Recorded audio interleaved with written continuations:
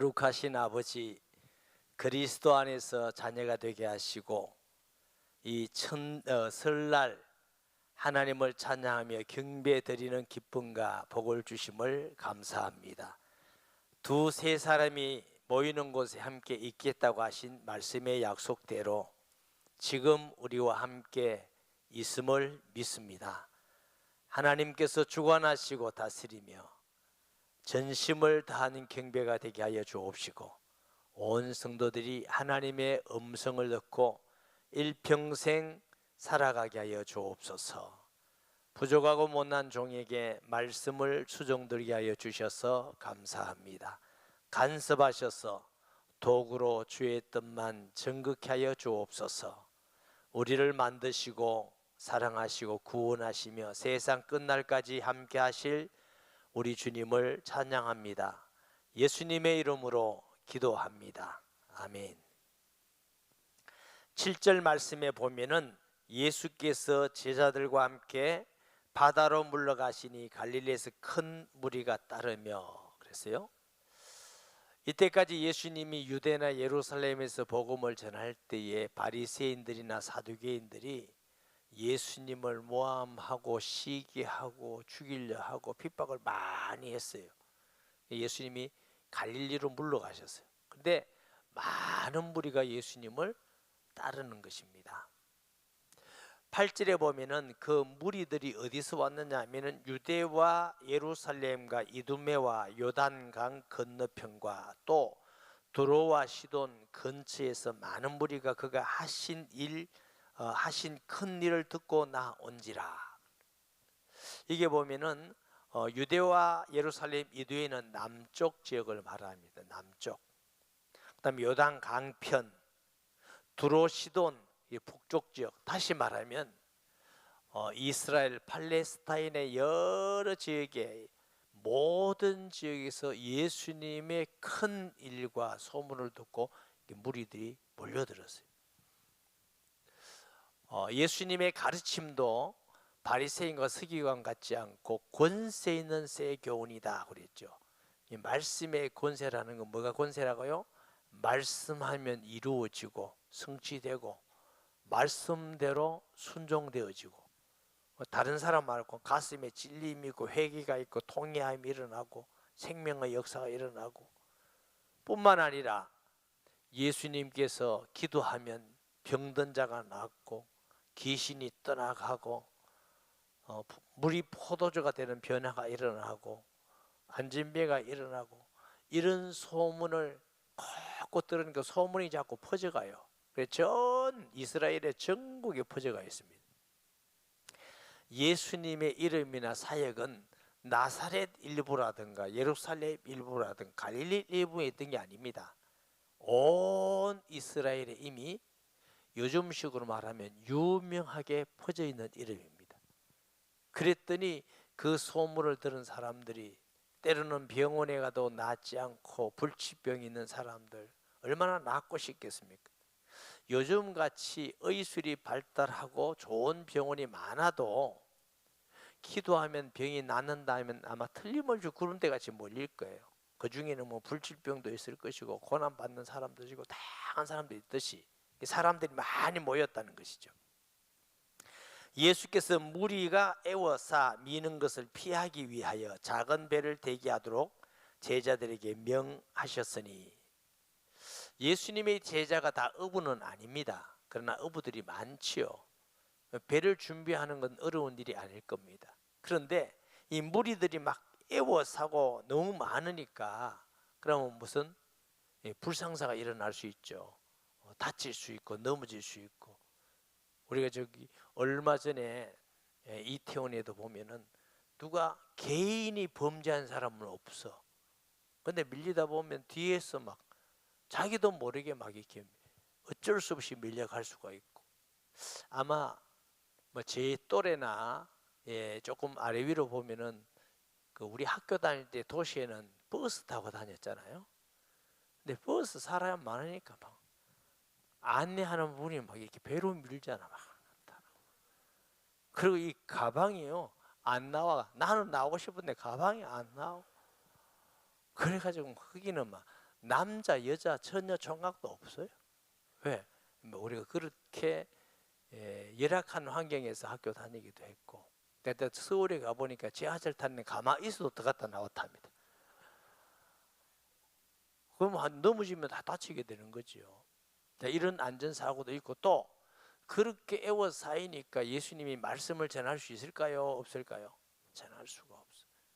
제자들에게 작은 배, 몇 사람이 탈 수 있는 배를 준비해라 하니까 금방 명령에 순종해서 준비했더니 그 갈릴리에서 이제 말씀을 전했겠죠. 말씀도 전하시고 복음도 전하시고 그런 일을 위해서 그렇게 하셨다는 겁니다. 이는 많은 사람을 고치셨으므로 병으로 고생하는 자들이 예수를 만지고자 하여 몰려왔음이더라. 혈류병 걸린 사람도 예수님의 옷깃만 잡으면 낫게 될 믿음을 가지고 오듯이 얼마나 갈급한 사람이 병이 낫기 위해서, 예수님이 이 땅에 오신 목적은 병도 치료하시지만 구원하기 위해서 오신 줄 믿습니다. 근데 이들은 육신의 욕구를 위해서 이렇게 옵니다. 더러운 귀신들도 어느 때이든지 예수를 보면 그 앞에 엎드려 부러지져 이르되 당신은 하나님의 아들이니이다 하니, 귀신을 더러운 귀신이라고 그랬어요. 귀신 들린 사람 보면 대부분 이렇게 더럽지요. 또 귀신 들린 나라나 귀신 들린 무당도 넣습니다. 저는 선교한다고 많이 다녀봤는데요, 귀신을 많이 섬기는 나달이 정말 더럽습니다. 왜? 귀신은 악한 자이고 더럽고, 하나님의 성령은 거룩하기 때문에 예수 믿는 사람은 좋은 옷을, 비싼 옷을 입으란 말이 아니라 생각이나 마음이나 우리의 삶이나 행동이 선하고 아름다워야 될 줄 믿습니다. 왜 하나님은 제사하지 말라고 그러느냐? 고린도전서 10장 20절에 보면은 무릇 이방인들이 제사하는 것은 귀신에게 하는 것이라 너희가 귀신과 사귀는 것을 원치 않는다고 말이에요. 그래서 조상 아버지에게 하는 게 아니고, 사람이 죽으면 아버지 그는 게 아니고 귀신입니다. 귀신은 죽은 영혼이 귀신이 아닙니다. 마귀가 부리는 종이 귀신입니다. 그게 할아버지 형상으로, 할머니 형상으로, 아버지 형상으로 속입니다. 불신자가 그 속고 있는 겁니다. 그래서 귀신에게, 하나님의 성령이 계시고 하나님의 자녀가 그 마귀가 부리는 귀신에게 제사하고 이러면 되겠습니까? 그래서 하나님이 그걸 싫어한다, 하지 마라. 이렇게 해서 예수 믿는 사람은 제사를 금하고 있는 이유가 크게 있습니다. 그런데 재미있는 현상은 귀신들은 예수님을 잘 알아요. 보기만 해도 하나님의 거룩한 자여, 하나님의 아들이여 이렇게 하는데, 사람은 하나님을 따라서 영적으로 죽으면 예수님을 봐도 이분이 하나님 아들인지 아닌지 몰라요. 왜? 예수님은 육으로 알 수 있는 분이 아니라 영으로 알 수 있는 분이기 때문에 그런 줄 믿습니다. 마가복음 1장 24절 말씀에 나사렛 예수여 우리가 당신과 무슨 상관이 있나이까? 우리를 멸하러 왔나이까? 나는 당신이 누구인지를 아노니 하나님의 거룩한 자니이다. 귀신이 얘기하는 거예요. 마가복음 5장 7절 8절에 보니까 큰 소리로 부르짖어 이르되 지극히 높으신 하나님 아들 예수여 나와 당신이 무슨 상관이 있나이까? 원하건대 하나님 앞에 맹세하고 나를 괴롭히지 마옵소서 하니. 여러분, 이 귀신도 다양합니다. 방에만 있게 하는 귀신이 있어요. 요새는 바깥에 못 나가 어두운 데만 가 이런 귀신도 있고, 어떤 귀신은 또 온 천지를 돌아다니는 귀신이 있어요. 또 어떤 사람은 막 과격해가지고 막 부모도 막 때리고 이렇게 하는 귀신도 있고, 어떻게 하는 데는 들어와서 막 떠는 귀신도 있고, 어떤 사람은 아주 추한 일을 해요. 저 귀신 들린 사람 여러 번 봤는데 말을 못하겠어. 하여튼 그래요. 다양합니다. 그런데 그라사 지방에 귀신 들린 사람은 귀신이 자기 몸을 자꾸 해치는 겁니다. 긁고 해치고 있는 거. 사람들이 쇠고랑을 짜서 무덤 옆에 딱 묶어놨는데 예수님이 오니까 거룩한 하나님의 아들이여 왜 그러니까 아직 때가 이르지 않았는데 우리를 명하여 대지에게 들어가게 하소서 했더니 예수님이 명하니까 대지 군대 귀신이죠. 들어가서 전부 다 호소해서 몰살했다는 사건입니다. 그래서 우리가 예수님은 영으로 알 수 있는 분이지 육으로 연구한다고 배운다고 본다고 알 수 있는 그런 분이 아닙니다. 고린도전서 12장 3절 말씀에 보면 그러므로 내가 너에게 알리노니 하나님의 영으로 말하는 자는 누구든지 예수를 저주할 자라 하지 아니하고 또 성령으로 아니하고는 누구든지 예수를 주시라 할 수 없느니라. 저와 여러분이 예수님은 하나님의 아들인 그리스도입니다, 줍니다고 내 예수님을 영접했다는 것은 하나님의 성령이 역사하셔서 그렇습니다. 할렐루야. 마태복음 16장 16이하에 보니까 예수님이 제자에게 묻습니다. 너희는 나를 누구라 하느냐? 주는 그리스도시요 살아계시는 하나님의 아들이시니이다. 예수님께서 바요나 시몬아 내가 복이 있도다 이를 알게 한 이는 네가 아니고 내 속에 계시는 뭐요? 아버지의 성령이시니라. 우리가 구원받는 걸 이렇게 설명합니다. 하나님의 성령이 조명하신다 그래요. 그 전에는 죄를 죄로 알지 못해요. 일반적인 죄를 죄라고만 하지. 언젠가 말씀드렸지만 죄의 개념이 다 다릅니다. 보통 세상 사람들 정치인들이 말하는 죄는 판사가 증거를 가지고 죄라고 때려야 죄라고 생각하지. 증거가 없으면 아무리 악한 마음과 악한 일을 해도 내가 무슨 죄 지었노? 요즘 또 누가 그러대 내가 무슨 죄 지었노? 보니까 전부 다 죄 같은데. 그러니까 그거 죄라고 인정하지 않습니다. 둘째, 예수님은 마음의 죄를 했습니다. 이웃의 물건을 탐심하면 뭐요? 도둑놈이다 그랬어요. 미워함이 형제를 미워하면 살인죄라. 이웃의 여자에게 음욕을 품으면 간음죄라 그랬어요. 행동은 안 했어요. 마음만 먹었는데도 예수님이 그 죄라 이렇게 했어요. 그보다 더 본질적인 죄가 있습니다. 요한복음 16장 9절에 보면 하나님의 성령이면 죄에 대해서 말씀하실 것인데 죄라 하면 나를 믿지 아니함이요. 이건 단수입니다. 본질적인 죄 하나입니다. 뭐야? 예수님을 안 믿는 것.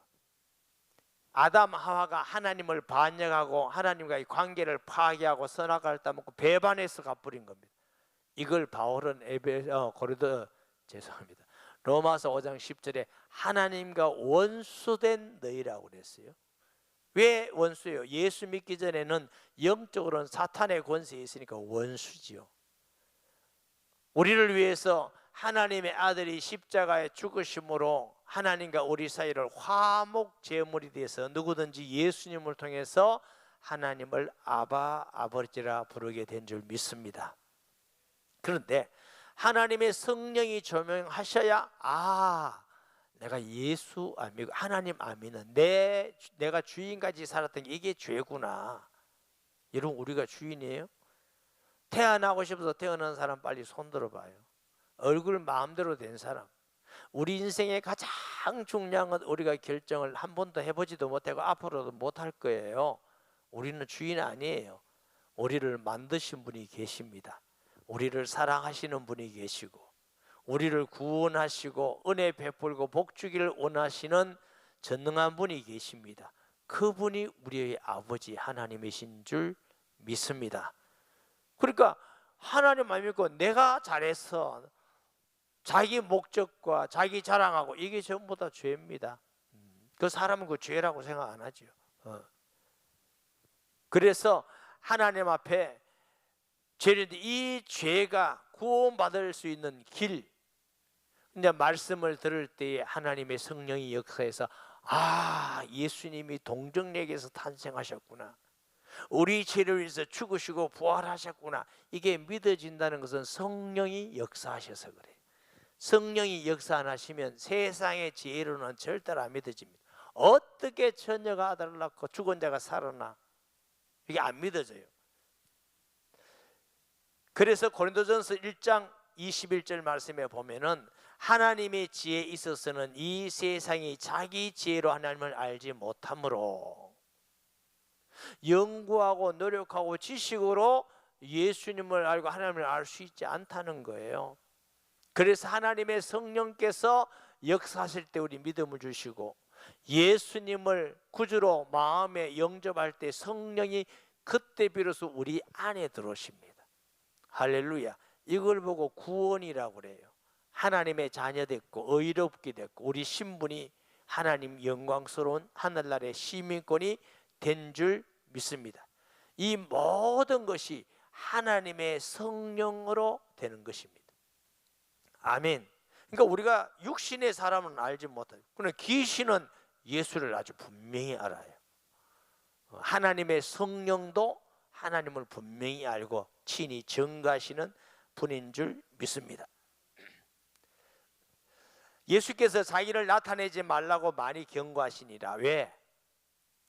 목적이 병만 낫기 위해서, 자꾸 육신적인 욕구를 위해서.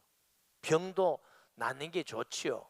근데 육신의 병은 살 동안 낫는 게 좋은데 그래도 우리는 또 죽습니다. 진정한 것은 구원을 받아야 될 줄 믿습니다.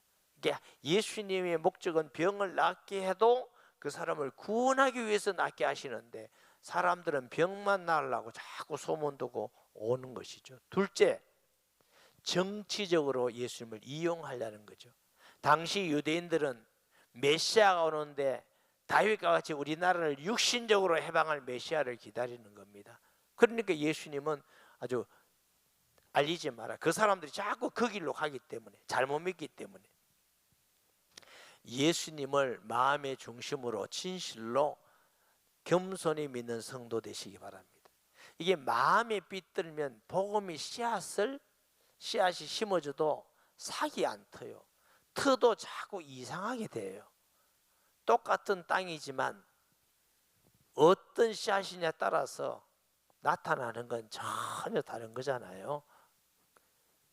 그와 같이 13절 또 산에 오르사, 이 산은 정관사가 있는데 예수님이 아마 자주 다니는 산이었을 거다.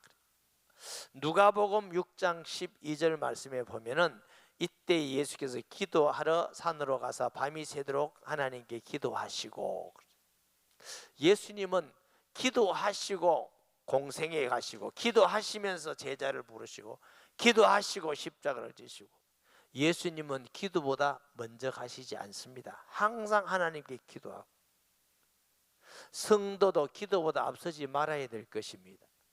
하나님의 말씀에 인도받아야지 말씀보다 앞서가면 안 됩니다. 이걸 보고 불신앙이라고 그럽니다.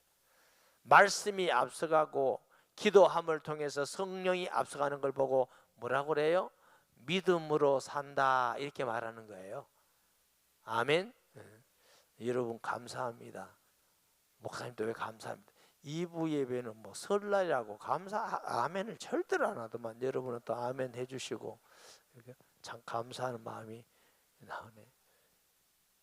항상 우리는 1초에 될 줄 모르고 우리가 할 수 있는 게 없어요. 하나님의 말씀대로 인도받고 기도의 성령에 인도받으면 믿음으로 세상을 이기고 승리할 줄 믿습니다. 성지에 가면은 겟세마네 동산이라고 있어요. 예수님이 겟세마네 동산에 기도하던 기념교회가 있는데 그 옆에 보면요 올리브 나무가 있어요. 올리브 나무가 있는데 소위 감람나무예요. 감람나무. 그런데 그 가이드가 뭐라 했냐면 사람들에게 이 올리브 나무가 2000년이 됐대요. 얼마나 늙었는지 몰라. 위에 썩었는데 옆에 또 가지가 나와서 있고, 이게 나무가 2000년이 됐는데 그 나무가 2000년이 된 게 감동이 안 되고 무슨 생각이 감동이 되니까, 와, 우리 예수님이 이 나무 보고 계셨겠구나. 엄청 감동이 되더라고요. 근데 그 나무가 진짜 2000년 된지는 몰라. 근데 우리 예수님이 이 나무를 보고 이 옆에서 기도하셨구나. 여러분, 예수님을 진실로 믿으시기 바랍니다. 가보면 현장이 다 있어요. 그 현장을 일부러 만들어낼 수가 있어요? 예수님은 사실적인 역사적 인물이요 하나님의 아들 그리스도임을 믿습니다.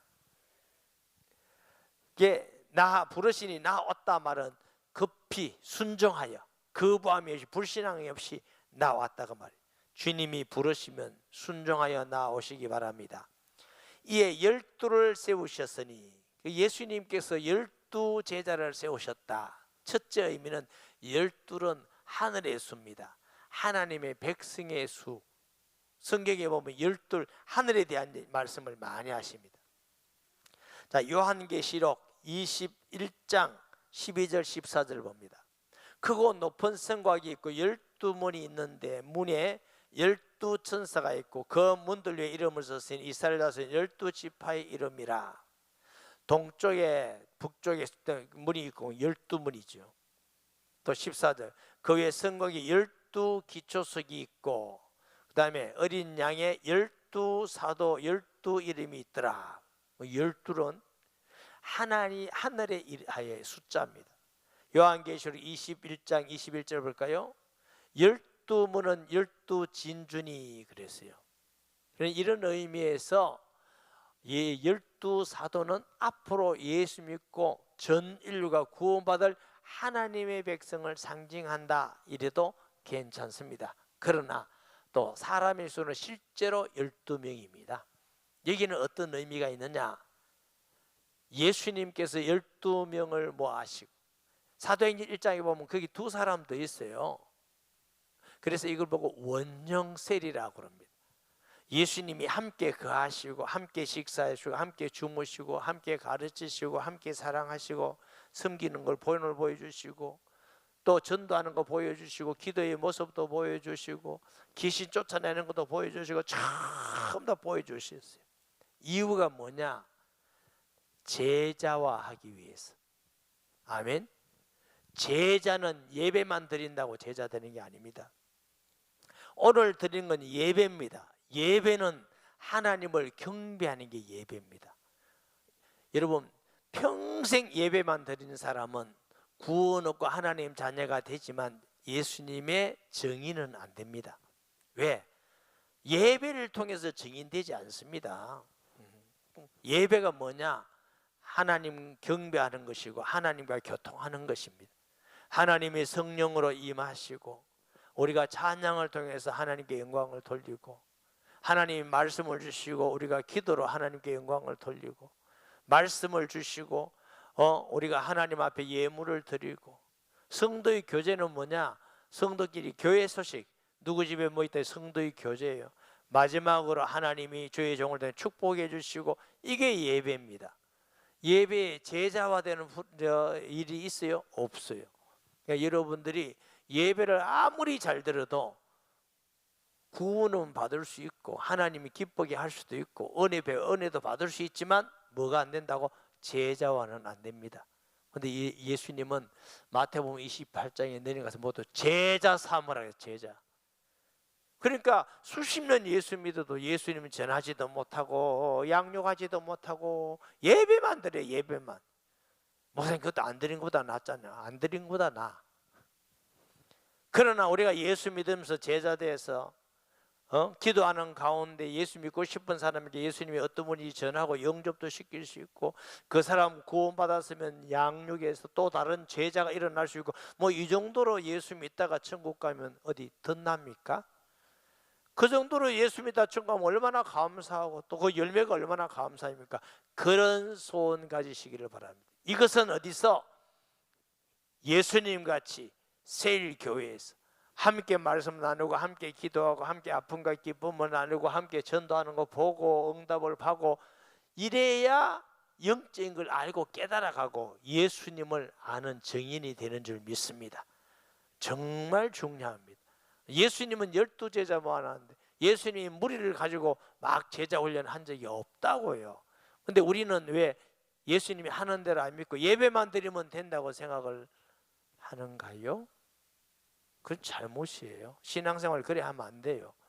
당연히 예배를 드리지만 세일교회에서 함께 복음 전하고 기도하고 말씀을 순종하고 이걸 배워가면서 예수님의 제자 되는 은혜가 있기를 바랍니다. 그리고 전도도 교회에서 오는 사람만 기다려서 불신자 전도를 못해요. 그래서 어떻게 초대교회 보니까 그 집에 있는 교회, 그 집에 있는 교회.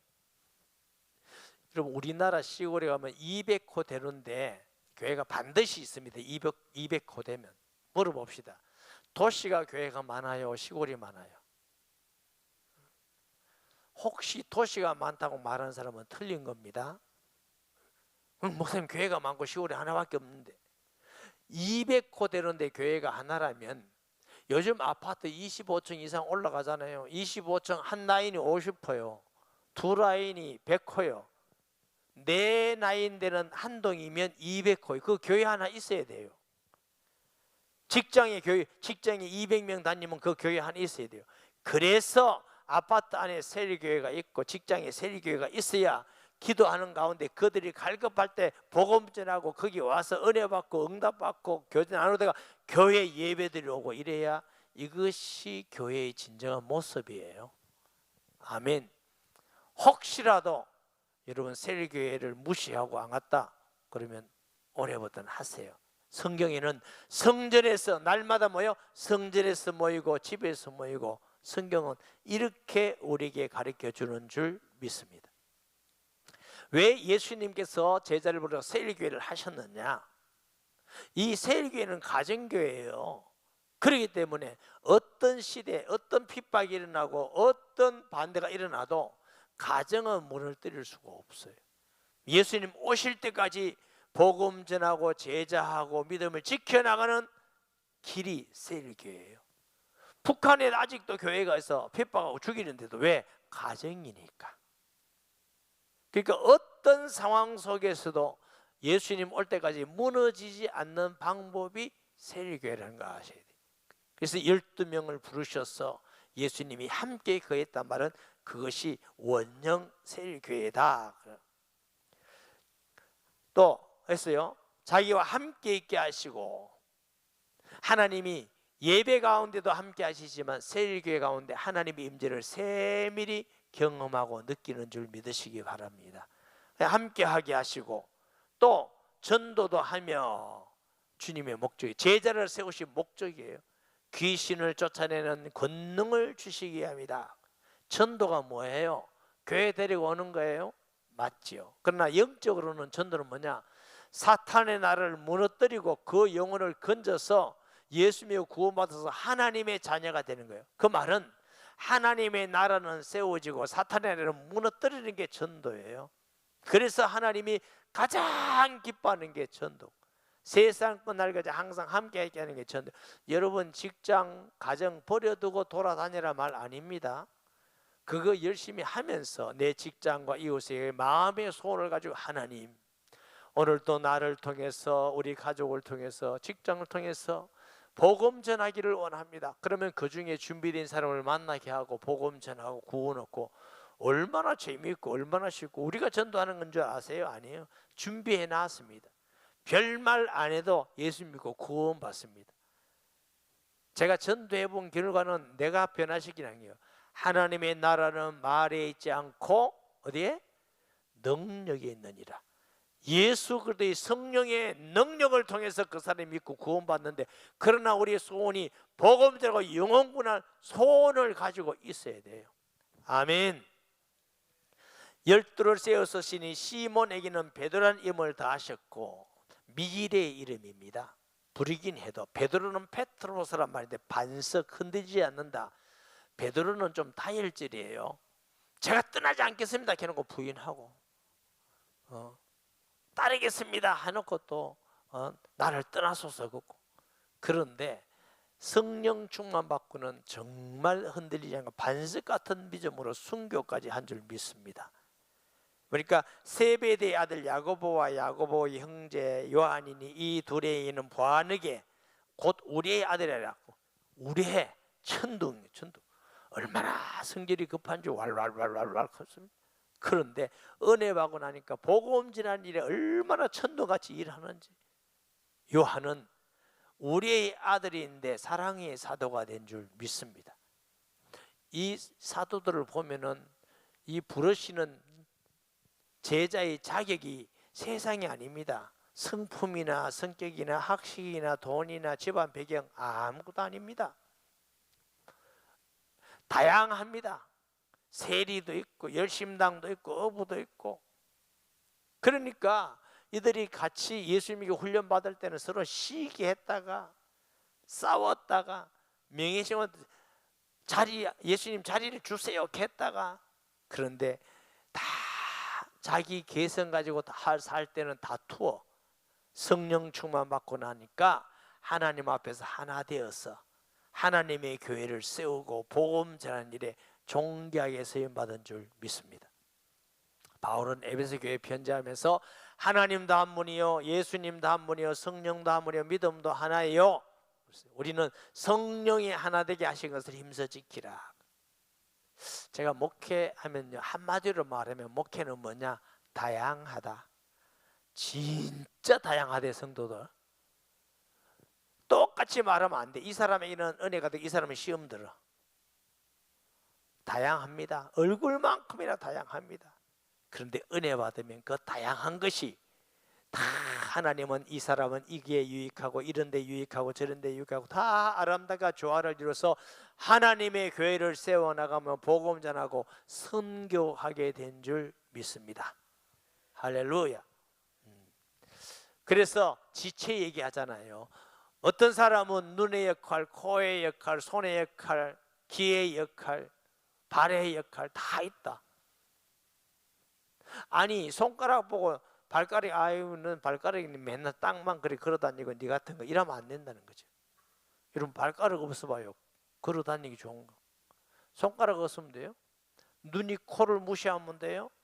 성도 한 사람은 다 다양하지만 하나님 안에서 예수 중심으로 하나 되어질 때, 성령의 충만 받을 때 다 유익하고 필요한 하나님의 백성인 줄 믿습니다.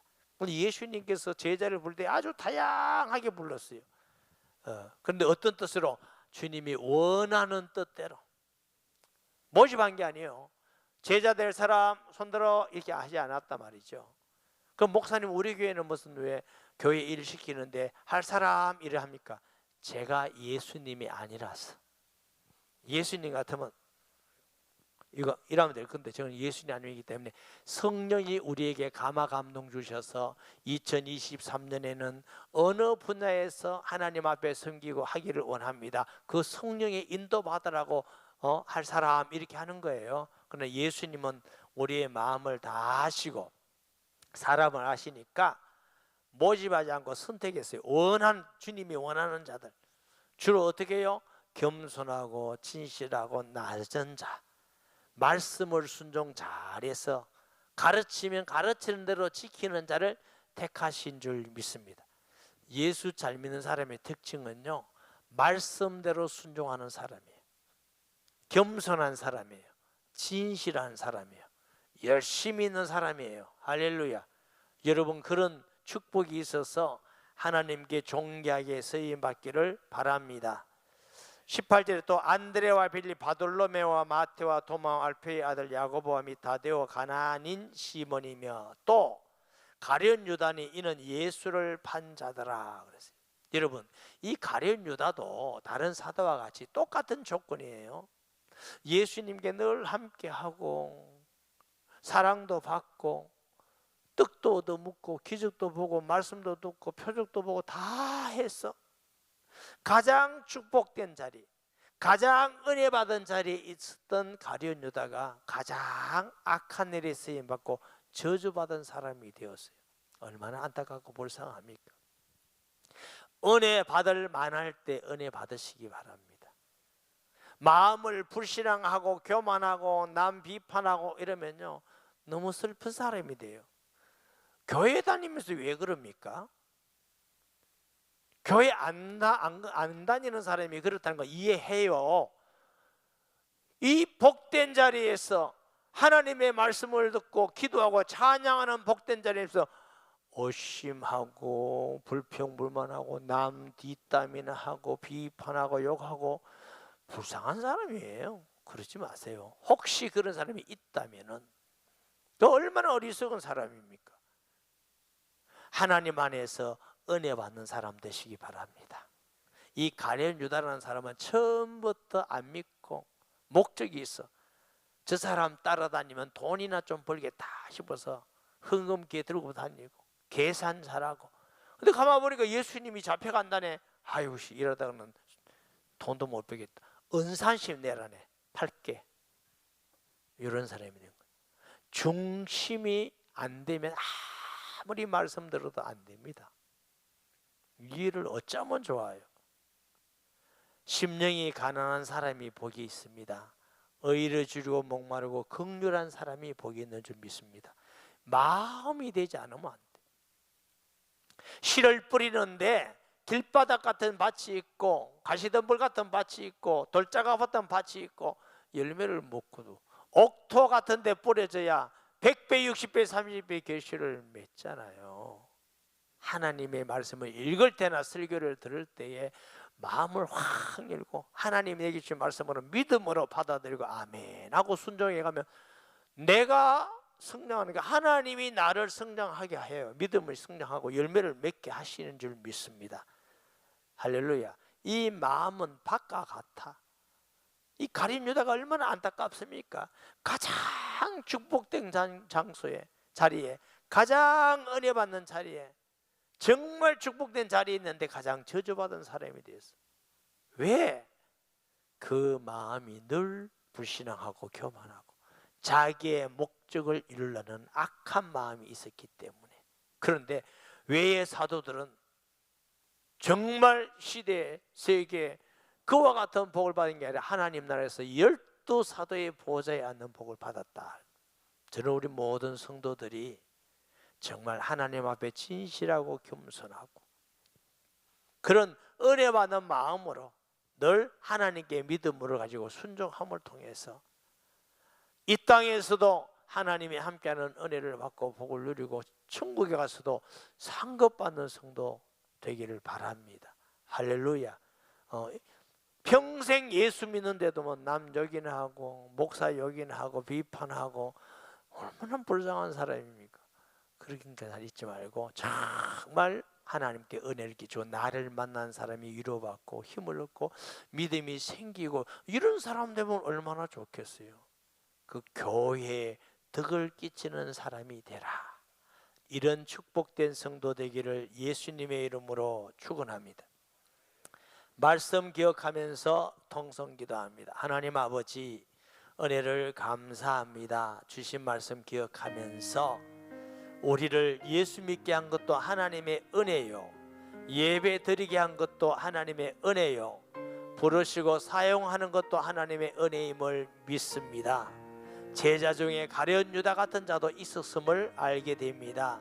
성도 중에 한 사람도 자기 중심적이고 불신앙하는 자 없게 하시고 하나님 사도들과 같이 마음으로서 예수님 말씀 듣고 믿고 순종하여 하나님 앞에 존귀하게 쓰임받으며 어디 가든지 그리스도의 향기가 되는 복 있는 자들이 되게 하여 주옵소서.